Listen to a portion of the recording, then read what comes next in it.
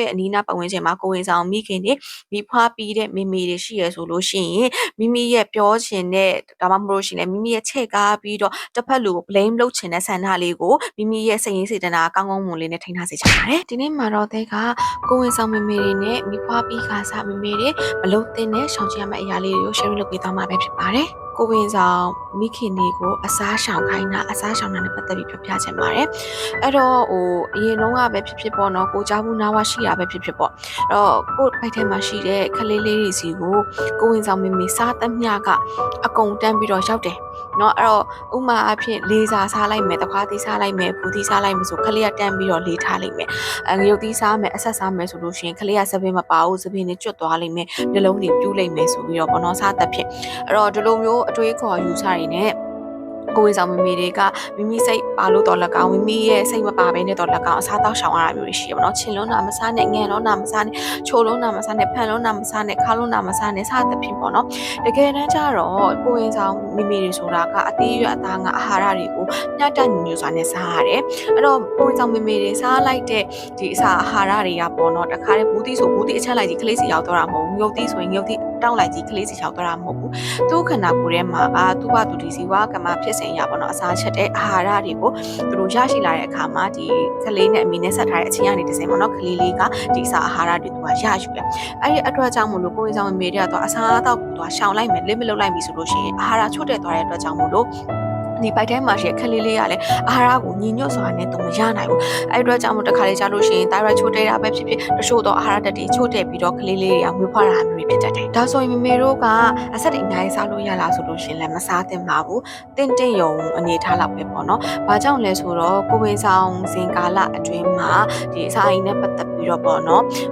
သူကဒီ gastric acid တွေထွက်တာလည်းများတတ်တယ်အစာအိမ်နာတာတွေလည်းရှိတတ်တယ်ပေါ့နော်တယောက်နဲ့တယောက်နဲ့မတူကြဘူးအဲ့ဒီအချိန်မှာကိုကအဆက်တွေအများကြီးစားလိုက်မယ်ဆိုလို့ရှိရင်ကိုဘိုက်အောင်နာဘိုက်နာတာပို့ပြီးတော့စိုးစေတာမျိုးတွေရှိရဲ့နောက်တစ်ခုကကျတော့ဒါအတုပ်တွေပေါ့နော်တုပ်တွေမှာအချင်းအဆက်တွေအများကြီးပါသွားမယ်ဒါမှမဟုတ်ရှင်ဒီတုပ်ကမတန်ရှင်းဘူးဆိုလို့ရှိရင်လည်းကိုယ်ဆောင်မိမိဝမ်းပြောက်ဝမ်းချောတာဖြစ်တတ်တယ်ဒါတွေကိုရှောင်စေခြင်းတဲ့အတွက်ကြောင့်မို့လို့ပေါ့နော်တင်းယုံနဲ့တန်ရှင်းလက်ဆက်တဲ့ဒီအစားအသောက်တွေကိုစားဖို့အတွက်လည်းဒါရည်ညွှန်းချင်ပါတယ်ပြပြချင်ပါတယ်နောက်တစ်ချက်ကကျတော့ကိုယ်ဆောင်တွေလုံးဝရှောင်တဲ့အစားအစာတွေအစားအသောက်တွေကြောင့်ပြပြချင်ပါတယ်နံပါတ်1ကတော့အားလုံးသိထားပြီးတဲ့အရက်ငယ်မူရစေဝါတွေဘီယာတွေဆေးလိပ်တွေပေါ့နော်ကုန်းတွေပေါ့ဒီစတဲ့အရာတွေကတော့လုံးဝရှောင်သင့်ပါတယ်ဒါတတိသားအတွက်ကိုအန်ရရှိစေပါတယ်နောက်တစ်ချက်ကကြတော့အသားငါးတွေဥတွေကိုမကြက်တစ်ချက်ချက်ထားတာမျိုးတွေပေါ့နော်အဲ့လိုမျိုးမကြက်တစ်ချက်ချက်ထားတဲ့အရာတွေဒါမှမဟုတ်ရှင်အစိမ်းတွေကိုစားသုံးခြင်းကအဲ့ဒီထဲမှာရှိနေတဲ့ပုံမွားတွေကဒါမိခင်ကိုရောခလေးကိုရောအန်ရဖြစ်စေပါတယ်ပြီးတော့အသေးပေါ့နော်ဒီလိုမျိုးကလေးစားအသေးကိုတော့ရှောင်သင့်ပါတယ်။ဘာကြောင့်လဲဆိုတော့သူကဗိုက်တာမင် A များတဲ့အတွက်ကြောင့်မို့လို့ကိုယ်ဆောင်မိမိနဲ့ကလေးဒီဗိုက်ထဲမှာရှိကလေးတွေအတွက်လည်းမသိတော့ပါဘူး။နောက်တစ်ခုကကြတော့တဘာဝဆေးဘက်ဝင်တူတဖူတဘာဝဆေးဘက်ဝင်ဆိုတဲ့ပစ္စည်းတွေပေါ့နော်။ချို့ကြတော့အားရှိအောင်ဆိုပြီးတော့ဒီလိုမျိုး herbal product တွေအများကြီးကိုဒါကိုယ်ဆောင်မိမိစားခိုင်းတာတွေတောက်ခိုင်းတာမျိုးတွေရှိတယ်။ဒါပေမဲ့အဲ့လိုမျိုးတဘာဝဆေးဘက်ဝင်တဲ့လူခေါ်တဲ့တူတဖူတွေဆေးမြစ်တွေဒီလိုမျိုးစားသုံးတော့မယ်ဆိုလို့ရှိရင်သက်ဆိုင်ရာကျွမ်းကျင်တဲ့ပညာရှင်တွေနဲ့ဒါတိုင်ပင်ဆွေးနွေးပြီးတော့မှသာစားသုံးတင်ပါတယ်။ဘာကြောင့်လဲဆိုတော့တချို့တော့ဒီတဦးတက်ဖူတွေစိမ့်မြစ်တွေကကိုယ်ဝင်ကိုထိခိုက်စေနိုင်တဲ့အာနိသင်ရှိတဲ့အတွက်ကြောင့်မို့လို့ပါ။နောက်တစ်ချက်ကကျတော့ coffee လက်ဖက်ရည်ကိုအလွန်များပြားစွာတောက်သုံးခြင်းကိုလည်းရှောင်ကျဉ်သင့်ပါတယ်။ကိုယ်ဝင်ဆောင်နေတဲ့အချိန်မှာ omega 3ကလိုအပ်ပါတယ်။ omega 3ကိုလည်းဒီဖိစက်တဲ့ဒီဆေးတွေပေါ့နော်အာဆေးကနေတော့လက်ကောက်ဒါမှမဟုတ်လို့ရှိရင်လည်းဒါတဘာဝတိုင်းဆိုလို့ရှိရင်တော့ဒါငါးတွေကိုစားခြင်းအပြင်တော့ဒါရနိုင်တယ်ပေါ့နော်အဲ့အတွက်ကြောင့် mercury တက်အလွန်မြင့်မာတဲ့ငါးတွေကလွဲပြီဆိုလို့ရှိရင်တော့ပုံမှန်ငါးလေးတွေကတော့စားလို့ရပါတယ် omega 3ကိုဒီငါးကိုစားခြင်းအပြင်လည်းရရှိနိုင်ပါတယ်နောက်ထပ်တစ်ချက်ကကြတော့ကိုဝင်ဆောင်တွေကိုဗိုက်ပြင်နေဆိုတဲ့အရာပေါ့နော်ဒီဆေးပညာအရဆိုလို့ရှိရင်တော့ဒါ external cephalic version ဆိုတော့ ECV ဆိုတဲ့အရာရှိရပေါ့နော်။သူကကြတော့ဒါကိုဝင်ဆောင်မိမိတွေကို ultrasound ဆွဲတဲ့တရေသားရဲ့အနေထားဒါဝေးလန်းချောင်းအနေထားပြီးလို့ရှိရင်ဒါရေမွှားအနေထားအချင်းအနေထားဒါတွေကိုကြည့်ပြီးတော့မှလိုအပ်တယ်ဆိုလို့ရှိရင်လိုအပ်တာပြင်ဆင်ဖို့အတွက်လိုအပ်တယ်ဆိုလို့ရှိရင်တကယ်ကျွမ်းကျင်တဲ့ဒါသားဖွားဆရာမတွေကပေါ့နော်။ခလေးကိုအနည်းငယ်အနေထားလေးတွေပြင်ပေးတာမျိုးတွေရှိတယ်။ဒါတောင်မှ ultrasound ဆွဲပြီးတော့မှပြင်တာမျိုးပေါ့နော်တခါတလေကြာရင်ကြားဘူးတာကြတော့ခလေးကိုဒီလိုမျိုး ultrasound ဆွဲတာမျိုးလည်းမရှိဘဲနဲ့ပေါ့နော်ဒါကိုယ့်ရဲ့အရက် data ထဲမှာရှိနေတဲ့လက်သေးဖြစ်ဖြစ်ဝင်ဆွဲတဲ့ရပဲဖြစ်ဖြစ်ပေါ့နော်ခလေးအရင်ကျွမ်းကျင်မှုလည်းမရှိဘဲနဲ့ခလေးရဲ့အနေထားကိုလည်းမကြည့်ဘဲနဲ့ဘိုက်ကိုသွားပြင်လိုက်တာမျိုးပေါ့နော်အဲ့ဘိုက်ပြင်တာဘယ်လိုလဲဆိုတော့ဖိအားကြီးနဲ့ပေါ့နော် လိုက်ကိုဆွဲပုတ်လိုက်တာလှဲလိုက်တာတို့ဒါလို့ရှိနေတွန်းအားဖိအားတစ်ခုနဲ့ဆွဲချလိုက်တာမျိုးဒီလိုမျိုးလုပ်လိုက်တာကဘာဖြစ်သွားလဲဆိုတော့ဘိုက်ထဲမှာရှိတဲ့တတိသားလေးကိုအခက်မသိကိုဝင်ပြတ်ကြတာမျိုးဒီကလေးလေးရဲ့ဘိုက်ထဲမှာရှိကလေးလေးကိုလည်းအင်္ဂါဖွံ့ဖြိုးမှုတွေအယိုးစစ်ဖွံ့ဖြိုးမှုတွေတန်မာမှုတွေတွားပြီးတော့နှောင့်နှေးစေတာမျိုးတွားပြီးတော့ပျက်စီးစေတာမျိုးတွေဖြစ်တတ်ပါတယ်အဲ့ဒီအတွက်ကြောင့်မလို့ဘိုက်ပြင်နေဆိုတဲ့အရာကတကယ်တိတိကျကျအထွာဆောင်ဆွဲပြီးတော့မှပေါ့နော်ကလေးရဲ့အနေအထားတွေကိုကျွမ်းကျင်ရဒါကျမကြီးဝန်ထမ်းဆရာဝန်တွေနဲ့ကုသမှုတွေယူရတာမျိုးတွေဖြစ်ပါတယ်အဲ့အတွက်ကြောင့်မိမိကိုယ်ဝင်နဲ့ပတ်သက်ပြီးတော့စစ်ဆေးခြင်းနဲ့ဆိုလို့ရှိရင်နီးစပ်ရာဒီတန်တရဒီကျမကြီးစီပီကန်တွေကျမကြီးနဲ့ပတ်သက်တဲ့ဒါတာဖွားဆရာမတွေဒါမှမဟုတ်ရှင်လဲဆေးရုံစီပီကန်တွေရှိပါတယ်ဒီလိုနေရာမျိုးမှာစနစ်တကျပြပြီးတော့ပြုစုမှုကိုခံယူသင့်ပါတယ်နောက်ထပ်တစ်ချက်ကကျတော့ကိုယ်ဝင်ဆောင်မိမိတွေဒီအလေးအထားအလေးချင်းလည်းမရှိဘဲနဲ့ပြင်းထန်တဲ့အားကစားပြင်းထန်တဲ့အလေးမတာမျိုးပြင်းထန်တဲ့ဂျင်ဆော့တာမျိုးလုံးဝလုပ်လို့မရပါဘူးဘာကြောင့်လဲဆိုတော့ဘိုက်ထဲမှာရှိတဲ့ခက်လေးလေးကိုသွားပြီးတော့ထိခိုက်စေနိုင်တာဖြစ်တဲ့အတွက်ကြောင့်မို့လို့ပါကိုယ်ဝင်ဆောင်စဉ်ကာလမှာကိုယ်ဝင်ဆောင်မိမိတွေကခါနာတက်တယ်ဘာကြောင့်လဲဆိုတော့ဒီဝင်တစ်ခုကိုထိန်းထားရတဲ့အတွက်ကြောင့်မို့လို့ပေါ့နော်အယိုးစစ်တွေနဲ့ပတ်သက်ပြီးတော့လေဒါလွဲမားနိုင်စရာအနာတရားဖြစ်နိုင်စရာ chance ကပို့ပြီးတော့များတယ်ဘိုက်ထဲမှာရှိတဲ့ကိုဝင်တဲ့ဒီကိုမင်မရှိတဲ့ကလေးဆိုတာလေနုနုကလေးအဲ့ဒီအချိန်မှာကိုကအလေးအချင်းအလေးထားမရှိတဲ့ဒီလေ့ကျင့်ခန်းတွေကိုအပြင်းထန်လုပ်လိုက်တာမျိုးဒါမှမဟုတ်လို့ရှိရင်လည်းအလေးအများကြီးမလိုက်တာမျိုးပေါ့နော်ချင်းမြသွားပြီးတော့ကစားလိုက်တာမျိုးဖြေးတာမျိုးဒါတွေကလုံးဝမလုပ်တဲ့အရာတွေမှာပါပါတယ်ခုနပြောထားတာတွေကတော့ကိုဝင်ဆောင်စဉ်ကာလမှာပေါ့နော်ရှောင်သင့်တဲ့အရာလေးတွေပါအခုကတော့မီးဖွားပြီးသွားတဲ့အချိန်မှာရှောင်သင့်တဲ့မလုပ်သင့်တဲ့အရာလေးတွေကိုပြပြသွားမှာဖြစ်ပါတယ်ပထမတစ်ခုကတော့ရိုးရာအလေးအထားအနေနဲ့ပေါ့နော်လှုပ်တက်ကြတဲ့ဆန်နွေးလိမ့်တဲ့အကြောင်းလေးကိုပြောပြချင်ပါတယ်လှုပ်သင့်တယ်မလှုပ်သင့်ဘူးဆိုတာအထက်ပေါ့နော်ဒါချင်းချင်းပြီးတော့ဆင်ခြင်ရမယ့်အကြောင်းလေးကို sharing လုပ်ပေးချင်တာပါအဓိကအားဖြင့် C section နဲ့မွေးထားတဲ့ပေါ့နော်ကလေးမိမိတွေပေါ့ဘိုက်ခွဲမွေးထားတဲ့ကလေးမိမိတွေပါဒီဘိုက်ခွဲမွေးထားတဲ့ဒဏ်ရာနာတောက်ဝိုင်းမှာဆန်နွေးတွေအုံပြီးတော့လူးတာမျိုးပေါ့နော်ပြီးလို့ရှိရင်ခဏကိုယ်တစ်ကိုယ်လုံးတွေရောလက်ဖွားတွေရောခြေဖွားတွေရောဆန်နွေးနေနဲ့ဝါထိနေအောင်လူးထားတာမျိုးပေါ့အဲ့တော့ရိုးရာအလေးအထားနဲ့ဆိုလို့ရှိရင်တော့တအိမ်ကိုကျုံစေတဲ့ခဏကိုအနှွေးတက်ရစေတဲ့စသဖြင့်ပေါ့နော်သုံးဆွဲကြတယ်ဒီလိုမျိုးလောက်ကြတာမျိုးတွေတော့မြင်ဘူးတယ်ဒါပေမဲ့စဉ်းစားစရာတစ်ခုကကြတော့ဒီမိနေတဲ့မမေကပေါ့နော်ဒီခလေးမွေးပြီးတဲ့မမေကလက်ဖွားတွေရောတကူလုံးမှာရောဒီအသားတွေဝါနေတာပေါ့နော်ဆန်နွေးနေလူးထားတဲ့အတွက်ကြောင့်မလို့တော့သူကဒီလက်နဲ့ပဲကလေးလေးကိုကိုင်းနေနို့တိုက်တယ်တော့ခလေးမှာပါဝါတာတွေပါဖြစ်ကုန်တာပေါ့အဝါတွေဆုံးထင်းကုန်တာပေါ့အဲ့တော့ခလေးကိုပုံမှန်စောင့်ကြည့်တဲ့အချိန်မှာခလေးကအသားတွေမှာဝါနေတဲ့ခါအသားပဲဝါတာလားဒါမှမဟုတ်ရှင်ဆန်နွေးကြောင့်ပဲဝါတာလားဆိုတော့ဝေခွဲမရဖြစ်တတ်တယ်ပေါ့နော်အဲ့တော့သတိထားမှာတကူကအကယ်၍ရိုးရတလေးအယူအဆအနေနဲ့ဆန်နွေးလိမ့်မယ်ဆိုရင်တော့မှာပေါ့နော်ခွဲထန်ရာနာခွဲထားတဲ့အနာတွေအနာမှာတော့အတင်းပုတ်လိမ့်ပြီးတော့ဒီဆန်နွေးကိုတွားပြီးပုတ်လိမ့်တာမျိုးတွေမလုပ်သင့်ပါဘူးအနာတဲ့ပိုးဝင်တာမျိုးတွေအနာရောင်ရမ်းတာမျိုးတွေလည်းဖြစ်သွားတတ်ပါတယ်နောက်ထပ်အရေးကြီးတဲ့သတိထားမယ့်အချက်တစ်ခုကမီးဖွားပြီးတဲ့မီးနေတဲ့မိမိတွေကိုချွေးအတင်းထုတ်ပြီးတော့ချွေးအောင်ခိုင်းတဲ့ကိစ္စပါအဲ့တော့မီးဖွားပြီးတဲ့မိမိတွေဆိုတာအလွန်ကိုပင်ပန်းနေတဲ့သူတွေပါအလွန်အမင်းပင်ပန်းတဲ့တံကိုခံထားရတဲ့သူတွေပါအဲ့တော့မွေးဖွားစဉ်ကာလအဲ့တော့ကိုမမွေးဖွားခင်ကိုဝေဆောင်စဉ်ကာလမှာလည်းဒါကလေးလေးဗိုက်ထဲထည့်ထားဖြစ်တဲ့အတွက်ကြောင့်မို့သူတို့မှာအထိုက်အလျောက်အားနေတာတွေအားရောတာတွေဖြစ်တယ်ကလေးမွေးပြီးသွားတဲ့အခါမှာလည်းဒါကလေးတယောက်မွေးဖွားထားတဲ့အတွက်ကြောင့်မို့လို့လူရဲ့ပင်ပန်းခြင်းဆက်ရဲ့ပင်ပန်းခြင်းနာကျင်ခြင်းအားနည်းခြင်းအများကြီးခံစားထားရတယ်အဲ့ဒီအချိန်မှာအယူဆတစ်ခုပါဘောနော်အဲထဲမှာရှေ့သွေးပုတ်တွေထွက်သွားအောင်ချွေးပုတ်တွေထွက်သွားအောင်ဘောနော်ဖျားလိုက်ထဲတွေဆန်တွင်းတွေလူးတယ်ပြီးလို့ရှိရင်ဒါအပူတွေထိုင်ခိုင်းတယ်ပေါ့နော်အဲ့တော့ဘာဖြစ်သွားလဲဆိုတော့ငကိုတဲကမှအများကြီးပင်ပန်းပြီးတော့ချွေးတွေထွက်ထားတယ်ပြီးလို့ရှိရင်ခန္ဓာကိုယ်မှာရဲ့ရှိတဲ့ရေဓာတ်တွေရောတခြားသောဒီလိုအပ်တဲ့အာဟာရတွေရောဆုံးရှုံးထားတယ်မွေးဖွားပြီးတဲ့မိမိကိုအခုလိုမျိုးချွေးအောင်ခိုင်းတာအပူအောင်ခိုင်းတာချွေးထုတ်ခိုင်းတာဖျားလိုက်တဲ့ဝင်နေခိုင်းတာခေါင်းကြီးတွေပေါင်းထားခိုင်းတာဒါတွေကဘာဖြစ်သွားလဲဆိုတော့ဒီမွေးထားတဲ့မိမိကိုပြစ်ပြီးတော့မူးလဲသွားတာမျိုးသွေးအားနည်းသွားတာမျိုးရှော့ဝင်သွားတာမျိုးတွေဖြစ်စေနိုင်ပါတယ်မိဖွားပြီးတဲ့မိနေတဲ့မိမိတွေကဒါခန္ဓာကိုယ်နွေ့နွေ့ထွေးလေးနေရမယ်ဆိုတဲ့အရာကိုတော့လက်ခံပါတယ်အဲ့ဒီတော့ချွေးအောင်လာမျိုးချွေးအတင်းထွက်ခိုင်းတာမျိုးပေါ့နော်အဲ့တော့ over dehydration မဟုတ်ပဲနဲ့ over sweating မဟုတ်ပဲနဲ့ပေါ့နော်ဘယ်လိုမျိုးလဲဆိုတော့အခန်းနေထားခန်းပူချိန်လေးကိုတက်တောင့်တက်တာလေးနဲ့နေလို့ရအောင်ပေါ့နော်ချွေးအလွန်မင်းထွက်သွားအောင်အဲ့နေအောင်ထားတာမျိုးမဟုတ်ပဲနဲ့ပုံမှန်နေလို့ထိုင်လို့ကောင်းတဲ့ဒီအခန်းပူချိန်လေးထားပါအဲ့တော့ရေလေးတင်းတင်းမျှသားစွာနဲ့တောက်ပေးပါဒီလိုမျိုးလေးတွေက ဘောနော်ဒီမိနေတဲ့မိမိအတွက်ပို့ပြီးတော့တင့်တော်တဲ့ view site ယူရမှုမျိုးဖြစ်ပါတယ်ကိုယ်ဝင်ဆောင်မိမိတွေနဲ့မိဖွားပြီးတဲ့မိမိတွေကိုမပြောတဲ့စကားလုံးပါဘယ်လိုမျိုးလဲဆိုတော့အရန်အိုသွားတယ်တို့ကလေးဝေးပြီးတဲ့အခါကျမျက်နှာရဖော့သွနေတာပဲတို့တအားဝလာတာပဲဆိုတာမျိုးပေါ့နော်ယုံကြည်ကြသွားတယ်အိုသွားလိုက်တာဆိုတာမျိုးလုံးဝမပြောသင့်ပါဘူး။ဘာကြောင့်လဲဆိုတော့အခုတဲဆိုလို့ရှိရင်လည်းအခုမှသမီးလေးမွေးထားတာလည်း3လပဲရှိသေးတယ်ပေါ့နော်။အရင်သမီးလေးမမွေးခင်တော့ခဏကိုရဲ့ပေါင်ချိန်က130ကျော်ပဲရှိတာပေါ့130ကျော်120နီးပါးပဲရှိတာဒါပေမဲ့သမီးလေးမွေးသွားပြီးတဲ့အချိန်မှာပေါင်ချိန်လည်းအများကြီးတက်လာတယ်။နိုးတိုက်နေတဲ့မိမိတယောက်လည်းဖြစ်တဲ့အတွက်ကြောင့်မလို့လေနိုးတိုက်မိခင်တယောက်ဖြစ်တဲ့အတွက်ကြောင့်မလို့လေဝိတ်ကိုလည်းအလုံးစုံရှော့လို့လည်းမရသေးဘူးပေါ့နော်။အဲ့တော့ဒီဟော်မုန်းပြောင်းလဲကြမှာဖြစ်ဖြစ်ကိုယ်ဝင်ဆောင်စဉ်ကာလနဲ့မိဖွားပြီးတဲ့အချိန်ကာလကလေးလေးကိုနိုးတိုက်နေတဲ့အချိန်ကာလမှာ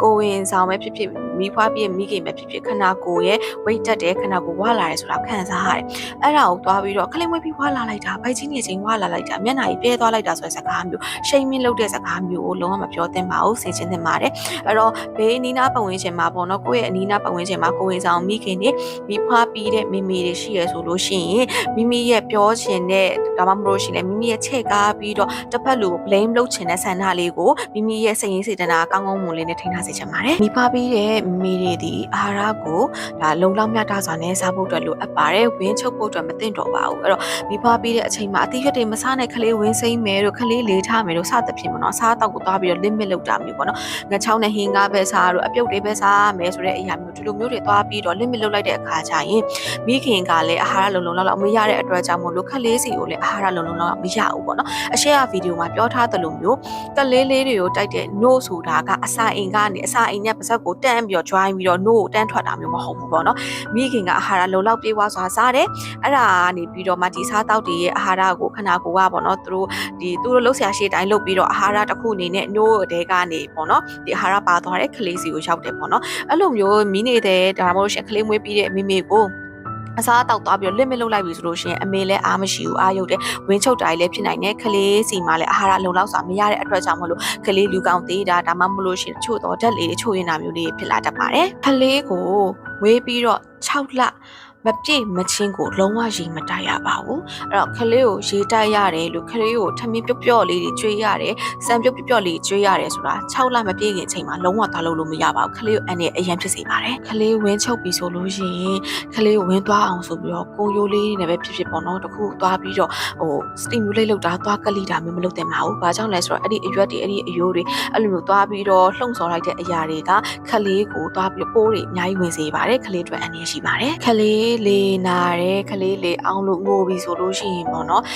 ်ခလေးမိမိကိုပလိန်တက်ကြတယ်ပေါ့နော်နင်တို့အစားတောက်မစင်ချင်လို့ဖြစ်တာဆိုတာမျိုးပေါ့နော်ခလေးလေးနာတာများသောအားဖြင့်ခလေးလေးနာတယ်လေထိုးတယ်ဆိုတာကခလေးလေးနိုးတောက်ပြီးသွားတဲ့အခါမှာသူတို့ရဲ့အစာချေစနစ်တွေရဲ့တခြားဒီခနာကိုမှရှိနေတဲ့အစာချေတဲ့ဒီကိုရင်းအင်္ဂါလေးတွေပေါ့နော်ကောင်းကောင်းမွန်အများကြီးပြည့်ပြည့်ဝဝမဖွင့်ပြသေးတဲ့အတွက်ကြောင့်မို့လို့လေကောင်းကောင်းမထွက်နိုင်ပါဘူးလေကောင်းကောင်းထုတ်ပြီးဖို့အတွက်လိုအပ်ပါတယ်လေထုတ်ဖို့အတွက်ကြံခဲ့တာမျိုးလေ့ကျင့်နေတာဆိုရင်လေထိုးလေအောင်တာဖြစ်တတ်ပါတယ်ခလေးလေထိုးတာနဲ့ခလေးငိုတာနဲ့ဒါအမေအစားမစင်ခြင်းလို့အမေညံ့လို့ဆိုတဲ့အယူအဆအသုံးဆွဲအသုံးအဲ့လိုခေါ်ဝါတွေကိုလည်းလုံးဝရက်စေချင်ပါတယ်သိထားတဲ့တစ်ချက်ကခလေးနို့အန်တဲ့ခါကျရင်ဒိန်ချင်းလို့အဖက်ဖက်ကြီးပါလာတတ်တယ်အခလေးနို့အန်အဖက်တွေအများကြီးပါလာတယ်ဘာကြောင့်လဲဆိုအရန်ပြပြီးတော့လန့်သွားတာတက်တာမျိုးတွေရှိရပေါ့နော်တချို့တော့နို့လေးတွေပေါ့နော်ပြန်ပြီးတော့ထွက်လာတဲ့အချိန်မှာအဖက်ဖက်လေးတွေပေါ့နော်နည်းနည်းဖက်ဆိုတော့ပြစ်လေးတွေပါလာတတ်တယ်အဲ့ဒါဘာလဲဆိုတော့နို့တောက်လိုက်ခလေးကနို့တောက်လိုက်တဲ့အစာရင်းတွေကနေပုံမှန်အစာချေဖို့အတွက် gastric acid ထွက်တယ်ပေါ့နော်ဒီနို့နဲ့ acid နဲ့ရောသွားတဲ့အချိန်မှာအရင်တော့နို့အချိန်ဖောက်လိုက်တဲ့ပုံစံမျိုးဖက်လေးပေါ့နော်ဒိန်ချင်းဖက်လေးထွက်လာတဲ့လိုမျိုးပဲပေါ့နော်ဒီလိုမျိုးဖြစ်တာပါပြန်ထွက်လာတဲ့အခါမှာအနေငယ်ဖြစ်တာမျိုးလေးတွေဖြစ်လာတတ်တာပါဒါပေမဲ့ခလေးကနို့အန်ပြီးတော့ပေါ့နော်နို့လေးပြန်ထွက်ပြီးတော့မှအိမ်မသားနဲ့စတိုက်ငိုနေတယ်ဒါမှမဟုတ်လို့ရှိရင်လေခလေးကအဖျားတွေတက်နေတယ်ဆိုရင်စရာလက္ခဏာတစ်ခုရှိရဆိုလို့ရှိရင်တော့လေစေုံစေကန်ကိုသာတင်ပါတယ်ငွေကင်းစခလေးလေးတွေဆိုတာကတချို့တော့အချိန်ဒီမှာထပြီးတော့ငိုတက်တယ်ပေါ့နော်။ဘာကြောင့်လဲဆိုတော့သူတို့ကအမေဘိုက်ထဲမှာကလုံလုံချုံချုံနွေးနွေးထွေးလေးနဲ့ခွေးလေးနေတာပေါ့နော်။ဒါပေမဲ့လူလောကတွေရောက်လာတဲ့အခါကျတော့ရှင်ပကတ်ထဲမှာပဲဖြစ်ဖြစ်ကတိပေါ်မှာပဲဖြစ်ဖြစ်ပေါ့နော်သူတို့တိတ်တက်ကြတယ်။လူကြီးမိဘတွေကလည်းတွားလက်ဝင်တာပဲဖြစ်အရေးကိစ္စတစ်ခု ကြောင့်ပဲဖြစ်ပေါ့နော်အနီးနားမှာမရှိတဲ့အချိန်မျိုးလေးရလဲမိနစ်ပိုင်းလောက်ရှိတတ်တယ်အဲ့ဒီအချိန်မျိုးမှာအနီးနားမှာလူကြီးမရှိတဲ့အချိန်မှာကလေးလေးကနိုးလာတဲ့အခါမှာပေါ့နော်သူ့အနီးနားမှာလူမရှိတော့ရင်ထဲမှာဟာတာဖြစ်ပြီးလန့်ပြီးငိုတတ်တာမျိုးကြီးလည်းရှိတယ်